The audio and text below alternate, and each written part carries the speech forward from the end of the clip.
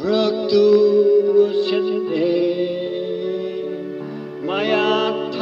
ำดังใจเธอทุกอย่างเหมือนคงมีกีดกรางใจเป็นรอยแผลให้เราเจ็บช้ำเพราะตัวฉันเองให้เหตุกา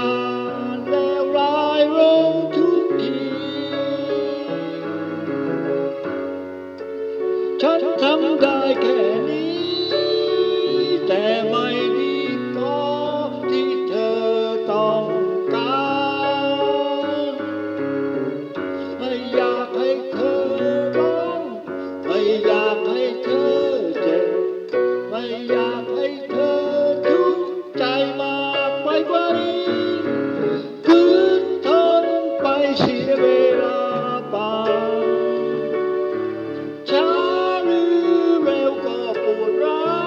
วฝืนทนไปเสียเวลาเปล่า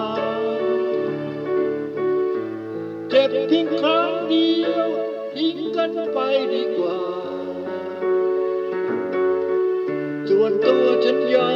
มทรมาน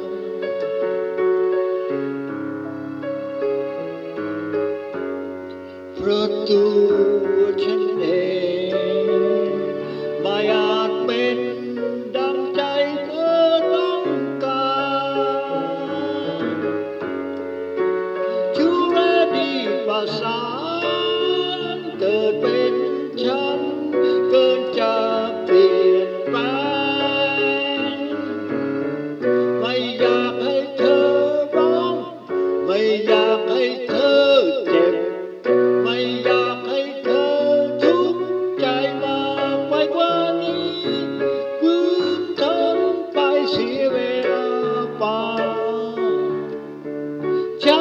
หรือเร็วก็ปวดร้าวฝืนทนไปเสียเวลาเปล่าเจ็บเพียงครั้งเดียวทิ้งกันไปดีกว่าส่วนตัวฉันยอม